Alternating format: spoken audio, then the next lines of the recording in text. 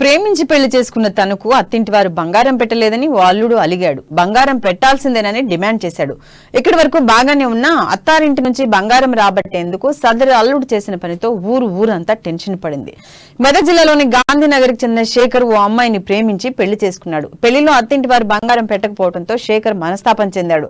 ఆదివారం అత్తవారింటికి వెళ్లినప్పుడు బంగారం విషయం కదిపి చూశాడు. తాను అలిగినా డిమాండ్ చేసినా కూడా అత్తింటి వారు పట్టించుకోకపోవడంతో ఇంట్లో నుంచి బయటకు వచ్చి రోడ్డు పక్కనే ఉన్న కరెంటు పోల్ ఎక్కి కూర్చున్నాడు. బంగారం పెడితేనే కిందికి దిగుతానని, లేకుంటే ఆత్మహత్య చేసుకుంటానని హల్చల్ చేశాడు.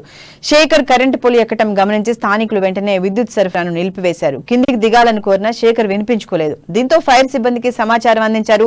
హడావిడిగా అక్కడికి చేరుకున్న ఫైర్ సిబ్బంది శేఖర్ ను కిందికి దించేందుకు ప్రయత్నించారు. విషయం తెలిసి అక్కడికి చేరుకున్న మార్కెట్ కమిటీ చైర్మన్ బట్టి జగపతి, డీఎస్పీ, సిఐలు శేఖర్ తో మాట్లాడారు. అత్తగారి దగ్గర నుంచి బంగారం ఇప్పిస్తానని హామీ ఇవ్వడంతో శేఖర్ కిందికి దిగాడు. శేఖర్ క్షేమంగా కిందికి రావడంతో ఊరి వాళ్లంతా ఊపిరి పీల్చుకున్నారు.